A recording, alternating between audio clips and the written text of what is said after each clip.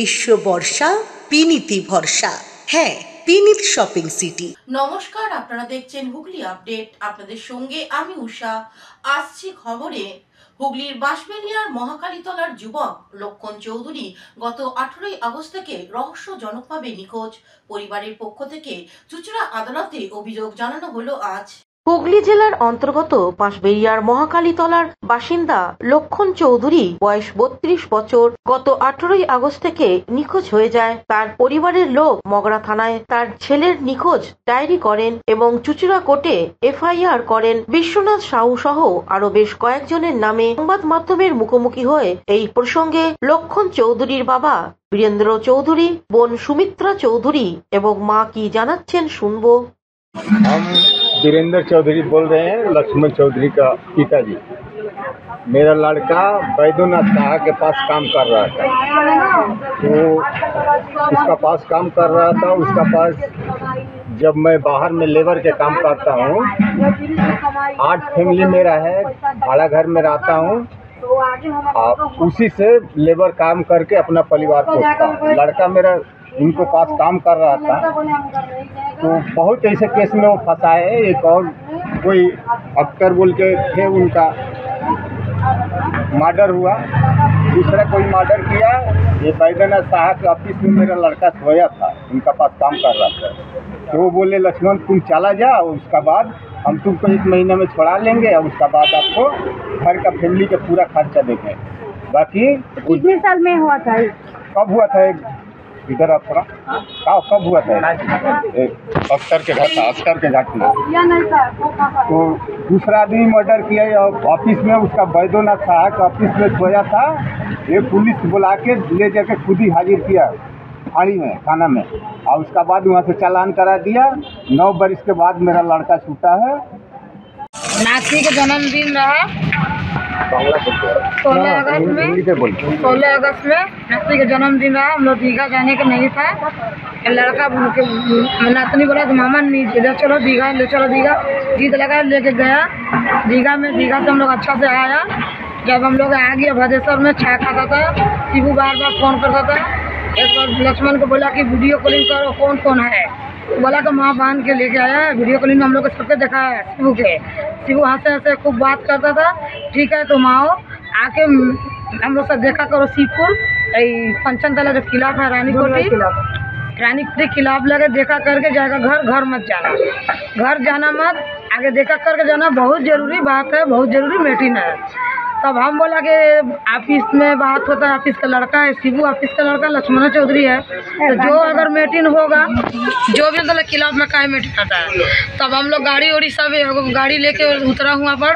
तो हमारा लड़का था छोटा एक तो रंजीत चौधरी और सब उतरा लड़का लोग। तो बोलते हैं शिबू कि तुम लोग जाओ घर, और हम तुम्हारा भाई के बोलेगा आने के लिए। जब आने को होगा तो हम मीटिंग ख़त्म हो जाएगा तो हम खबर देगा, फ़ोन करेगा। ठीक है। छोटा लड़का बोला कि दादा बोला है कि मीटिंग ख़त्म हो जाएगा, 20 मिनट बाद हम स्कूटी लेके तुम आना बैठ के बोला। और छोटा भाई बोला फ़ोन नहीं होता है, फ़ोन करता है फ़ोन बंद। और जो संजय था, संजय का किया उसको बाहर में बैठा दिया शिबू, वो क्लब के भीतर में नहीं ले गया शिबू बोला है तुम बाहर में बैठो, हम लोग का ज़रूरी बात है, मीटिंग है। बाहर में संजय को बैठा दिया। उसको आधा घंटा के बाद निकला शिबू, उसको एक तो पार्सल रहा, एक तो गाड़ी रहा, उसमें बैठा दिया उसको। लक्ष्मण चौधरी के बैठा के भेज दिया शिबू जानता है कि इधर पंचन तला का रास्ता है त्रिवेणी के, हम लोग बसवड़िया घाट के इधर रास्ता है। तो बसवड़िया घाट के रास्ता धरेगा तब ना लक्ष्मण चौधरी घर में आएगा। तो इधर त्रिवेणी का रास्ता, संजय बोलता है त्रिवेणी का रास्ता गया है। तो शिबू तो सब जानता था त्रिवेणी के रास्ता से गया उसको सामने। तो झूठ गया, बोला हमारे बलराम चौधरी के तुम्हारा घर लपा ही दिया है। ठीक है। उसके बाद में फ़ोन किया लक्ष्मण चौधरी के, तो फ़ोन स्विच ऑफ। शिबू का फ़ोन किया तो शिबू बोलता है कि तुम्हारा भाड़ी गया। बलराम बोलता है कि इससे भाड़ी कहाँ गया हम लोग। उसके बाद में संजय का फ़ोन लगा, संजय का फ़ोन लगा, उसके साथ संजय बोला घर आ गया। মানে বড় বোন আছে, আমার মেয়ের জন্মদিন ছিল 16 আগস্টে। এবার আমরা দাদাকে নিয়ে দীঘায় গেছি দুটো আমরা গাড়ি করে। 17 তারিখে আমরা সকালবেলা 6টা নাগাদ বেরিয়েছি। বেরোনোর পরে আমরা দীঘায় গেছি। দীঘা থেকে আমরা ফিরেছি ওইখান থেকে তো রাত্রিবেলা 18 তারিখে 11:30 নাগাদ। তখন শিবনাথ সাউ আমার দাদাকে ফোন করেছিল ভাদেশ্বর থেকে, কি বদ্দর অফিসে যে শিবনাথ সাউ বদ্দর অফিসে থাকে আর আমার লক্ষ্মণ দাদাও বদ্দর অফিসে থাকছিল। তো বললো শিবনাথ সাউ কি বদ্দর অফিসের জন্য একটা খুব দরকারি মিটিং আছে, এটা ভাদেশ্বর থেকে ফোন করেছিল আমাদের আসার টাইমে 18 তারিখে রাত্রিবেলা 11:30 নাগাদ, যখন আমরা দীঘা থেকে ফিরছিলাম। বললো খুব দরকারি মিটিং আছে, তোকে আসতেই হবে, যত রাত্রিবেলা হবে তোকে আসতেই হবে। আমার দাদা বললো কি এমনি কি দরকারি মিটিং আছে? তো বলছি আছে, মানে আমাদের মধ্যে একটা বদ্দর খুব মানে কাজ আছে মিটিং, ওরই মানে অফিসের একটা মানে মিটিং আছে, তো এই পঞ্চমতলা যে রানীকুঠি ক্লাবটা আছে জুনিয়র ক্লাব, ওর মধ্যে তুই দেখা কর। তো দাদাকে পঞ্চমতলা মানে দীঘা থেকে বাড়ি ঢুকিনি, পঞ্চমতলা ডাকলো, গাড়ি থেকে দাদাকে শিবু নামালো, বলছে আয়। আমরাও যাচ্ছিলাম, শিবু বলছে কি না না তোদেরকে ফ্যামিলিকে যেতে হবে না, তোরা থাক, আমাদের মিটিং যখন শেষ হয়ে যাবে ক্লাবে তখন তোর দাদাকে আমি নিয়ে গিয়ে বাড়ি ছেড়ে দেবো। শিবনাথ শাহ বললো এটা। তো দাদা যখন নামলো গাড়ি থেকে, তখন সঞ্জয় বলে একটা দাদার বন্ধু ছিল, লক্ষ্মণ আমার দাদার বন্ধু ছিল, সঞ্জয় সঞ্জয়কে বলো তুই আমার সাথে চল। সঞ্জয় আমার দাদার সাথে গেল এই জুনিয়র ক্লাবে পঞ্চমতলা রানীকুঠি, ওইখানে গেল। তো শিবনাথ শাহ বললো সঞ্জয়কে কি তুই বাইরে বস, তোকে যেতে হবে না ভিতরের মধ্যে, আমাদের মেয়েদের দুজনের মধ্যে মিটিং আছে। ওইখানে যে বললো কি মানে অফিসের যে মিটিং আছে বদ্দর অফিসে, ওই মিটিংটা জুনিয়র ক্লাবে বলছে আমরা করবো, কিন্তু ওইখানে মিটিংয়ের মধ্যে কেউ ছিল না। রাত্রিবেলা 12:30টার সময় কি মিটিং হয়, মিটিংয়ের মধ্যে কেউ ছিল না। তারপরে আমার দাদাকে নিয়ে গিয়ে জুনিয়র ক্লাবে 8 ঘন্টার মধ্যে বন্ধ করে জানি না কি কি মিটিং হলো। এবার কে ডেকে নিয়ে গেছিল? ডেকে নিয়ে গেছে শিবনাথ সাউ, ডেকে নিয়ে গেছে। সেটা কে? সেটা হচ্ছে বদ্দর কাছে থাকে, ওটা আমার দাদার আগে বন্ধু ছিল, অত কথা বলা চলছিল না। তো তারপর থেকে আর খোঁজ মেলেনি? না না, অফিসে নিয়ে গেল, অফিসে ক্লাবে নিয়ে গেল, জুনিয়র ক্লাবে নিয়ে গিয়ে ওইখানে 8 ঘন্টার মধ্যে কি কথা বলে, তারপরে যখন আমার দাদা বেরোলো লক্ষ্মণ, তখন একটা বুলেট আর একটা শিবনাথ শাহ বললো কি তুই এই বুলেটের মধ্যে বসে যা, আর তুই যা, আমি 1 ঘন্টার মধ্যে একটা কাজ আছে তোকে আমি ডেকে নেব। তখন আমার দাদা বললো। Bureau report, Hooghly update. চলতি বর্ষায় নিম্নচাপ ঘনীভূত হয়েছিল, আগামীকাল পর্যন্ত প্রবল বৃষ্টিপাত চলবে হুগলিতে। উত্তরবঙ্গ ও দক্ষিণবঙ্গ দুই বঙ্গেই বৃষ্টির পূর্বাভাস রয়েছে। শনিবার পর্যন্ত খারাপ আবহাওয়া থাকবে বলেও পূর্বাভাস দিয়েছে। বঙ্গে চলতি বর্ষার মরশুমে 8টি নিম্নচাপ ঘনীভূত হয়েছিল। এবার পরপর নিম্নচাপের কারণে প্রবল বৃষ্টি হয়েছে। আজ কলকাতায় বজ্র বিদ্যুৎ পূর্বাভাস রয়েছে। আগামীকালও বৃষ্টির হলুদ সতর্কতা জারি করা হয়েছে। দক্ষিণবঙ্গের সব জেলাতেই ভারী বৃষ্টির পূর্বাভাস রয়েছে। বিশেষ করে কলকাতা, 2 চব্বিশ পরগনা, হাওড়া, হুগলি, নদিয়াতে। পশ্চিমের জেলাগুলিতেও মাঝারি বৃষ্টির সম্ভাবনা রয়েছে। আগামীকাল কলকাতায় 70 থেকে 110 মিলিমিটার বৃষ্টি হতে পারে বলেও পূর্বাভাস দিয়েছে হাওয়া অফিস। আবহাওয়া দপ্তরে পূর্ব ঘোষণার মতো রাত থেকে টানা বৃষ্টি, সকাল থেকেই কখনো অঝোরে কখনো হালকা বৃষ্টি হচ্ছে। হুগলি, ব্যান্ডেল, চুঁচুড়া সহ সংলগ্ন এলাকায় বেশ কয়েকদিন টানা ভ্যাপসা গরমে নাজেহাল অবস্থা। বৃষ্টিতে তাপমাত্রার পারদ কিছুটা কমেছে, ফলে কিছুটা স্বস্তি মিলেছে। এদিকে ছাতা, রেনকোট নিয়ে অফিস, বাজার, স্কুল, বিভিন্ন দরকারি কাজ মেটাতে হয় সাধারণ মানুষকে। হুগলি থেকে পানুপালের সঙ্গে অভিষেক গুপ্তার রিপোর্ট, হুগলি আপডেট। কোন্নগরে জাতীয় সাঁতারু বুলা চৌধুরী চুরি যাওয়া পদ্মশ্রী পদক উদ্ধার করল পুলিশ। উদ্ধার হলো বুলা চৌধুরীর পদ্মশ্রী পদক। পুলিশকেও পদক দেওয়া উচিত বললেন সাঁতারু। পদ্মশ্রী অর্জুন পুরস্কার প্রাক্তন সাঁতারু বুলা চৌধুরীর বাড়িতে পদক চুরির অভিযোগ হয়েছিল গত 15ই আগস্ট। সেই ঘটনায় গ্রেপ্তার মূল অভিযুক্ত শেখ সামিন সহ মোট 3 জনকে গ্রেপ্তার করল পুলিশ। উদ্ধার আরো 13টি পদক। হিনমোটরের দেবাই পুকুরের প্রাক্তন সাঁতারু বুলা চৌধুরীর বাড়িতে চুরির ঘটনা ঘটে কয়েকদিন আগে। ওই বাড়িতেই সাঁতারু বুলা চৌধুরীর জাতীয় এবং আন্তর্জাতিক যাবতীয় পদক রাখা ছিল। রাষ্ট্রপতির দেয়া পদ্মশ্রী পুরস্কারের মূল পদকটি বুলা চৌধুরী কসবার বাড়িতে রয়েছে। হিনমোটরের বাড়িতে তার পদ্মশ্রীর ছোট পদকটি ছিল। বাড়ির পেছনের দরজা ভেঙে চোর ঢুকে সমস্ত পদক নিয়ে যায়। পুলিশ তদন্তে নেমে অভিযোগের 2 দিনের মধ্যে একজনকে গ্রেপ্তার করে। তার কাছ থেকে 295টি পদক উদ্ধার হয়। বুলা চৌধুরী এ বিষয়ে জানিয়েছেন, তার সাফ গেমসের পদক এবং বেশ কিছু আন্তর্জাতিক পদক উদ্ধার হয়নি। শ্রীরামপুরে ডিসিপি অর্ণব বিশ্বাস প্রাক্তন সাঁতারুকে কথা দিয়েছিলেন, বাকি পদক উদ্ধারের সব রকম চেষ্টা করা হবে। সেই মতো উত্তরপাড়া থানার আইসি অমিতাভ সান্যালের নেতৃত্বে একটি টিম এই চুরির ঘটনা তদন্ত চালিয়ে যায়, আরো দুজনকে গ্রেপ্তার করে। পুলিশ মনে করছে শেখ সামিন হলো মূল অভিযুক্ত। তার কাছ থেকে 13টি পদক উদ্ধার হয়েছে। পদ্মশ্রী ছোট পদকটিও উদ্ধার করে পুলিশ। চুরির সামগ্রী যার কাছে ছিল সেই মোহাম্মদ চাঁদকেও গ্রেপ্তার করে পুলিশ। বুলা চৌধুরীকে শ্রীরামপুর ডিসিপি অফিসে উদ্ধার হওয়া পদক দেখায় পুলিশ। পদ্মশ্রী পদক আবার পরে দেখেন সাঁতারু। পরে তিনি এ বিষয়ে কি বলছেন শুনবো। আজকে অনেকটা আমার রিলিফ হচ্ছে। যেদিনকে চুরি যায় সেদিনকে এতটাই আমি ভেঙে পড়েছিলাম, আপনারা সবাই দেখেছেন। কারণ হঠাৎ করে মনে হলো যেন পুরো ফাঁকা হয়ে গেলাম, আর হয়তো আমি আর ফিরে পাবো না। কারণ আগের বারে আমার দুবার চুরি হয়েছে, আমি কোনো জিনিসই ফেরত পাইনি। সেরকম উদ্যোগ নেওয়া হয়েছিল কিনা জানি না, কিন্তু এবারে আমি বলবো আমার ভাগ্য খুব সহায়তা হয়েছে। সমস্ত কিছু মানে কি বলবো একসাথে হয়ে গেছে, এবং পুলিশের একটা টিম ওয়ার্কটা দুর্দান্তভাবে কাজ করেছে। মানে যতটা আমি সেদিনকে অবিশ্বাস করেছিলাম, আজকে আমি আমার সমস্ত ফিরে পাওয়ার জন্য আমি সেই বিশ্বাসটা একটু ফিরে পেয়েছি, অনেকটাই ফিরে পেয়েছি। কারণ দুবারের ক্ষতটাকে মেনে নিতে খুব কষ্ট হচ্ছিল। তখন আমি ওই সময় ভেবেছিলাম যে এইবার আমার চলে গেলে এইবারও হয়তো পুলিশ ফেল হয়ে যাবে, আমাকে উদ্ধার করে দিতেও পারবে না। কিন্তু ওনারা এতটাই তৎপর হয়েছেন যে পুলিশের টিম সে একদম নিচু থেকে উঁচু মহল যেইভাবে আমার এই সমস্ত মেডেল পদ্মশ্রী পাওয়ার জন্য যেভাবে ঝাঁপিয়েছেন, আমি সত্যি অভিভূত, এবং আমি পুরো পুলিশ টিমটাকে আমি ধন্যবাদ জানাচ্ছি। আর তার সাথে আমি মনে করছি যে যারা এতভাবে মানে প্রচণ্ডভাবে দিনরাত করে আমার সমস্ত মেডেল, এটা শুধু আমার নয়, এটা আপনাদের সবার। আমি জিতেছি শুধু আমার জন্য নয়, আমি জিতেছি আমার রাজ্যের জন্য, আমার দেশের জন্য। আজকে এটা দেশের সম্মান ছিল। সারা পৃথিবী দেখছিল যে আমার বাড়ি থেকে দুবার চুরি হয়েছে, এটা নিয়ে 3বার, এবং সমস্ত মেডেল পদ্মশ্রী সহ সমস্ত মেডেল চুরি হয়ে গেছে। সেইটাতে সারা পৃথিবী থেকে বিভিন্ন মানুষ আমাকে দিনরাত সবাই আমাকে ফোন করছিলেন যে এরকমভাবে চুরি হয়ে গেল।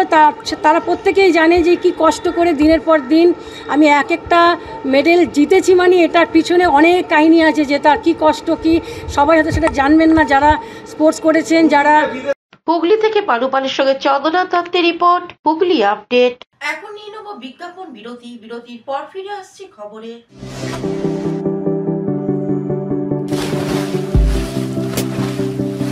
Fasten your seatbelts as you take a tour around your marine wonderland.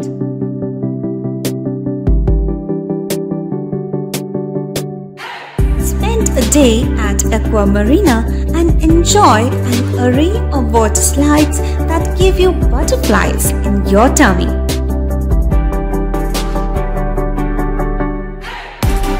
Aqua Marina is a holistic weekend destination for friends, family, and couples, and offers magic to soothe your body, mind, and soul.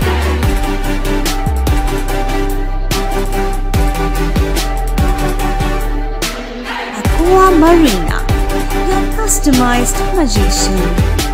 Welcome aboard and see the magic unfold.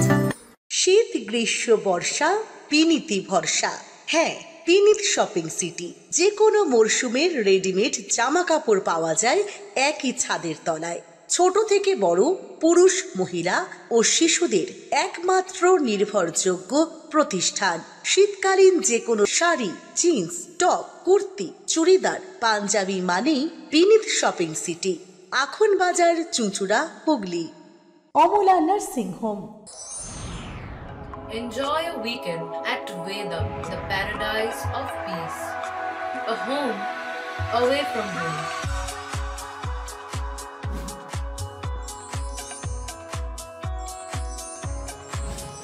See yourself resonating with the nature. Vedam welcomes you to create your best memories. বিরতির পর ফিরে এলাম খবরে। পার্কিংকে কেন্দ্র করে মারধরের অভিযোগ পুলিশের বিরুদ্ধে সল্টলেকে আইনজীবীর।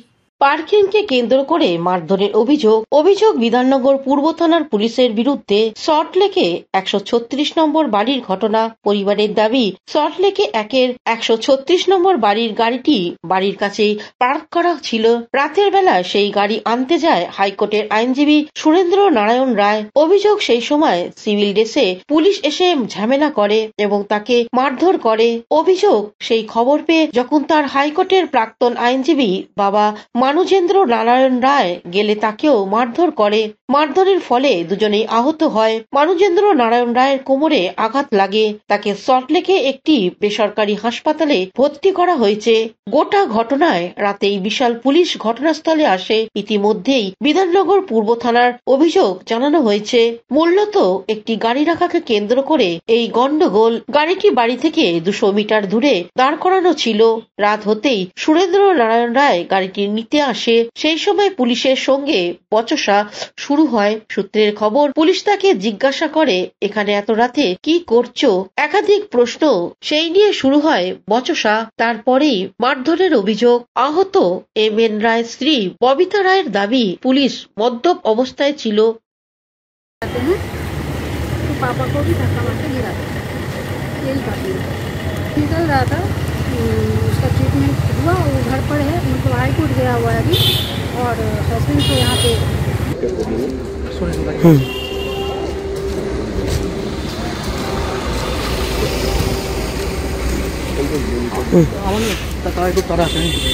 কৌশিক ঘোষের রিপোর্ট, হুগলি আপডেট। মুখ্যমন্ত্রীর নির্দেশে হুগলি তারকেশ্বরে ভীমপুরে অনুষ্ঠিত হলো আমার পাড়া আমার সমাধান। তারকেশ্বরে আমার পাড়া আমার সমাধান কর্মসূচি। তারকেশ্বর ব্লকে সন্তোষপুর পঞ্চায়েতের অন্তর্গত ভীমপুর প্রাথমিক বিদ্যালয় আমার পাড়া আমার সমাধান কর্মসূচি অনুষ্ঠিত হয়। সন্তোষপুর পঞ্চায়েতের উদ্যোগে গত 2রা আগস্ট থেকে অঞ্চলে 8টি জায়গায় এই কর্মসূচি শুরু হয়। শেষ দিনেও ছিল নাগরিকদের ভিড়। উপস্থিত ছিলেন সন্তোষপুর পঞ্চায়েতের প্রধান রাজকুমার সাঁতরা, হুগলি জেলা পরিষদের সদস্য পঙ্কজ কারক, পঞ্চায়েত অন্যান্য সদস্য এবং পঞ্চায়েতের আধিকারিক বৃন্দ। অঞ্চলের প্রায় শেষ ক্যাম্প সন্তোষপুর অঞ্চলের অন্তর্গত ভীমপুর প্রাথমিক বিদ্যালয়ে চলছে আমাদের ক্যাম্প। আমাদের পাড়া আমাদের সমাধান, এটা পশ্চিমবাংলার মাননীয় মুখ্যমন্ত্রীর একটা যুগান্তকারী প্রকল্প। এটা আমার মনে হয়, আমি যেটা দেখেছি, পাড়ার মানুষের কাছে পৌঁছে তাদের কি চাহিদা। এই যুগান্তকারী প্রকল্প শুধু ভারতবর্ষ নয়, গোটা পৃথিবীতে কোনো রাজ্যে নেই আমার মনে হয়। কারণ মানুষের কথাটাই আমি বলছি। আমাদের 2রা আগস্ট থেকে আজকে 21শে আগস্ট সমাপ্তি চলছে এই আমার পাড়া আমার সমাধান। আমাদের সমাধান মাননীয় মুখ্যমন্ত্রী মমতা বন্দ্যোপাধ্যায়ের একটা স্বপ্নের প্রকল্প। ভারতবর্ষের কোনো রাজ্যে কোনো মুখ্যমন্ত্রী যেটা ভাবেনি, মমতা বন্দ্যোপাধ্যায় পরিকল্পনার মধ্য দিয়েই তিনি ভেবেছেন যে বুথে একদম নিচের লেভেলে 10 লক্ষ টাকা করে উন্নয়নমূলক কাজ, ছোট ছোট ICDS এর কোনো জায়গা রিপেয়ারিং, রান্না চালা নেই, খাওয়ার সেট নেই, প্রাইমারি স্কুল রিপেয়ারিং, একটা নালা পরিষ্কার করলে একটা পাড়ার জল ক্লিয়ার হবে, একটা ছোট রাস্তা পাইলিংয়ের প্রয়োজন আছে, পুকুরে ভেঙে পড়ে যাচ্ছে। এরকম ছোট ছোট কাজগুলো এই 10 লক্ষ টাকার মধ্য দিয়ে এলাকার মানুষ, যেমন এই ভীমপুর, এটা 201 নম্বর বুথ, এই 201 নম্বর বুথের মানুষ এখানে এসে পৌঁছেছে এবং তারা নিজেরা প্রস্তাব দিচ্ছে। সেই প্রস্তাব অনুযায়ী স্কিম লেখা হচ্ছে। ইঞ্জিনিয়ার আছেন, তিনি এস্টিমেট একটা রাবলি বলে দিচ্ছেন। 10 লক্ষ টাকার মতো কাজ এখান থেকে মানুষ বলছে, মানুষের কাজ সেটা তুলে। আমি সেন্টারে ওষুধ নিতে এসেছি। আচ্ছা, আমার এখানে কিছু আর নেই, আমার যা করার সব হয়ে গেছে। হয়ে আছে, সব পরিষেবা পাচ্ছেন? হ্যাঁ হ্যাঁ, আমি সব কিছুই পাচ্ছি, টাকা পাচ্ছি, কন্ট্রোলে মাল পাচ্ছি, ছাত্রছাত্রী কাজ হয়ে গেছে পার্টেনের সঙ্গে।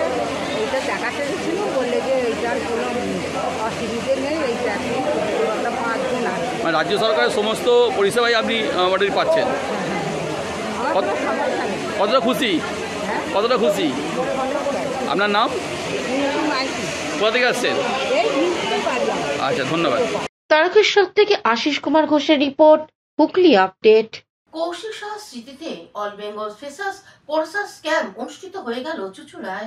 কৌশিক সাহা ছিলেন বিসিসিআই স্কোরার। 2021 সালে তার মৃত্যু হয়। চুঁচুড়ায় তার স্মৃতি all Bengal famous scorers cup অনুষ্ঠিত হচ্ছে। চুঁচুড়া ইউনিয়ন অ্যাথলেটিক ক্লাবের পরিচালনায় গোটা রাজ্য থেকে 30 জন এই শিবিরে যোগ দেন। যারা আগামী দিনে ক্রিকেটের স্কোরিং শিখে প্রতিষ্ঠিত হতে চান তাদের জন্য ভালো সুযোগ। চুঁচুড়া রেনু হোটেলে আজকাল 2 দিন চলবে এই শিবির। প্রথম দিন হাতে কলমে স্কোরিং শেখানো, দ্বিতীয় দিন পরীক্ষা। যারা পাশ করবেন তারা সিএবি স্কোরার হওয়ার পরীক্ষায় বসতে পারবেন।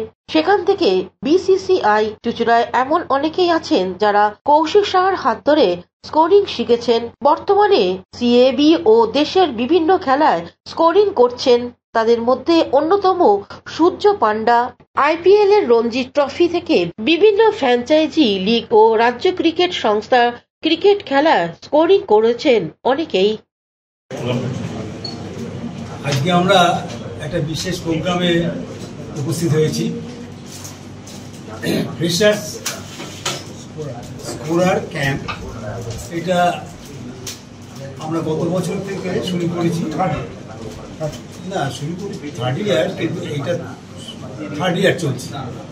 তো এটা আমাদের কৌশিক সাহা, প্রাক্তন সেক্রেটারি, তার স্মৃতির উদ্দেশ্যে আজকে এই কাজটা, এইটা অনুষ্ঠানটা করব এবং এটা আগেও করেছি এবং চলবে। তো সেই ক্ষেত্রে প্রতি বছরই সেই ক্ষেত্রে আমরা যে আজকে আমরা লোকজন যারা এসেছে আমরা উপস্থিত দেখছি ভালোই আছে, যে প্রচুর লোক অন্যান্য ডিস্ট্রিক্ট থেকে এসছে। তারা যাতে একটু এগিয়ে দিতে পারি আমরা, মানে এই যে ক্যাম্পটা আমরা করছি, সিএবির যে প্রোগ্রামগুলো থাকে, সিএবির যে অনেকে এটা জানা থাকে।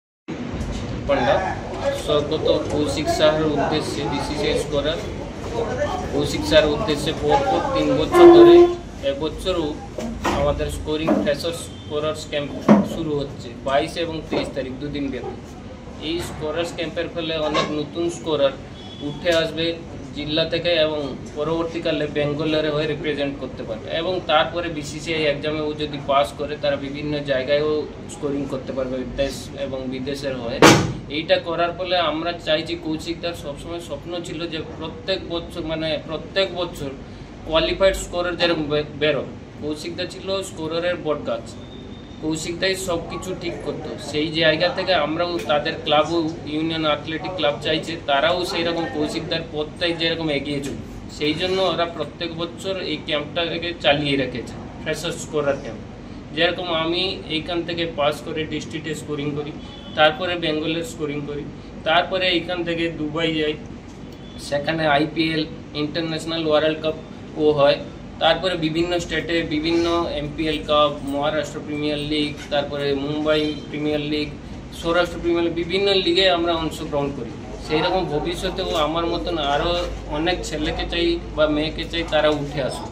সেইটা কৌশিকদারও স্বপ্ন পূরণ হবে যে আমার পরবর্তীকালে এরাও সেই জায়গাটা ধরে রেখেছে।